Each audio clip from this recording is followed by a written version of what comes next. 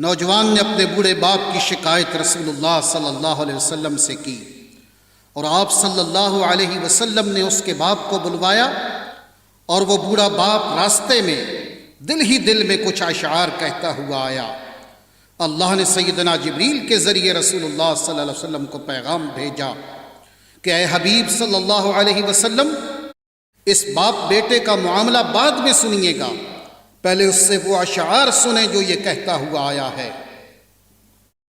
جب اس بوڑھے نے آپ صلی اللہ علیہ وسلم کو اشعار سنائے تو رسول اللہ صلی اللہ علیہ وسلم اتنا روئے کہ آپ کی داڑھی مبارک تر ہو گئی۔ یہ کیا ماجرا ہے اور ان اشعار میں ایسا کیا تھا جنہیں سن کر رسول اللہ صلی اللہ علیہ وسلم بھی رو پڑے؟ آئیے سنتے ہیں۔ الحمدللہ رب العالمین وصلی اللہ علی سیدنا محمد وعلی آلہ وصحبہ وسلم اجمعین۔ ایک شخص رسول اللہ صلی اللہ علیہ وسلم کی خدمت میں حاضر ہوا اور اس نے اپنے بوڑھے باپ کی شکایت کی۔ یا رسول اللہ صلی اللہ علیہ وسلم، میرا باپ مجھ سے پوچھتا نہیں اور میرا مال خرچ کر دیتا ہے۔ آپ صلی اللہ علیہ وسلم نے اس کے باپ کو بلوایا۔ جب اس کو پتہ چلا کہ میرے بیٹے نے رسول اللہ صلی اللہ علیہ وسلم سے میری شکایت کی ہے تو وہ دل میں رنجیدہ ہوا اور انتہائی دکھی ہوا اور اسی کیفیت میں رسول اللہ صلی اللہ علیہ وسلم کی بارگاہ میں حاضری کے لیے چل پڑا۔ چونکہ عرب کی گھٹی میں شاعری تھی تو راستے میں دل ہی دل میں کچھ اشعار پڑھتے ہوئے پہنچا۔ ادھر دربار رسالت مآب صلی اللہ علیہ وسلم میں پہنچنے سے پہلے سیدنا جبریل علیہ السلام آپ صلی اللہ علیہ وسلم کی خدمت میں حاضر ہوئے اور عرض کیا، یا رسول اللہ صلی اللہ علیہ وسلم، اللہ تعالیٰ نے فرمایا ہے کہ اس کا معاملہ بعد میں سنیے گا، پہلے اس سے وہ اشعار سنیں جو یہ دل میں کہتا ہوا آ رہا تھا۔ جب وہ حاضر ہوا تو آپ صلی اللہ علیہ وسلم نے فرمایا، تمہارا معاملہ بعد میں سنا جائے گا، پہلے وہ اشعار سناؤ جو تم دل میں کہتے ہوئے آ رہے تھے۔ وہ آخر صحابی رسول تھا، یہ سن کر رونے لگا کہ جو اشعار ابھی میری زبان سے ادا بھی نہیں ہوئے اور میرے اپنے کانوں نے بھی نہیں سنے، آپ صلی اللہ علیہ وسلم کے رب نے وہ بھی سن لیے اور آپ صلی اللہ علیہ وسلم کو بھی بتا دیا۔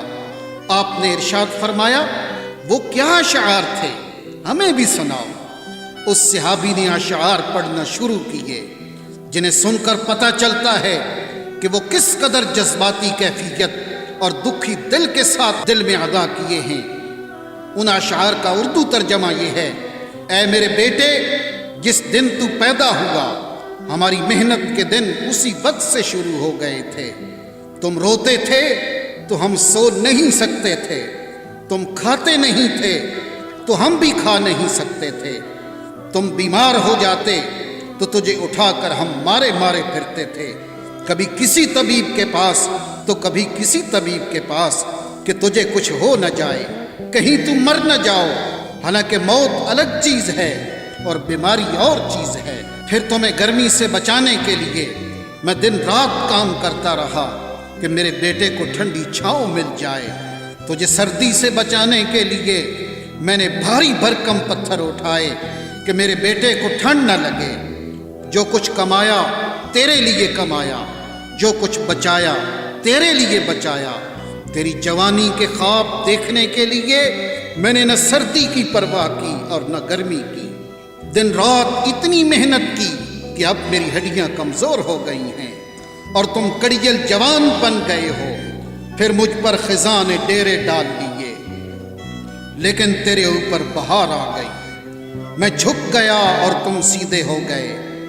اب میری خواہش اور امید پوری ہوئی کہ تم ہرے بھرے ہو گئے ہو۔ سوچا کہ اب زندگی کی آخری سانسیں تیری چھاؤں میں بیٹھ کے گزاروں گا، مگر یہ کیا ہوا کہ جوانی آتے ہی تیرے تیور بدل گئے، تیری آنکھیں ماتھے پہ چڑھ گئیں، تم اس لہجے میں بات کرتے ہو کہ میرا سینہ پھٹ جاتا ہے۔ اس انداز سے تو کوئی اپنے نوکر سے بھی بات نہیں کرتا، میں نے اپنی ساری امیدیں چھوڑ دیں اور سمجھ گیا کہ میں تیرا باپ نہیں نوکر ہوں۔ نوکر کو بھی کوئی ایک وقت کی روٹی دے دیتا ہے، تم مجھے نوکر سمجھ کے ہی مجھے روٹی دے دیا کرو۔ یہ اشعار سناتے سناتے بوڑھے باپ کی نظر جب رسول اللہ کے چہرے انور پہ پڑی تو دیکھا کہ آپ صلی اللہ علیہ وسلم اتنا روئے کہ آپ کی داڑھی مبارک تر ہو گئی۔ آپ صلی اللہ علیہ وسلم جلال میں اٹھے، اس کے بیٹے کو سختی کے ساتھ فرمایا، انت ومالک لابیک، تم اور تمہارا سب کچھ تیرے باپ کا ہے۔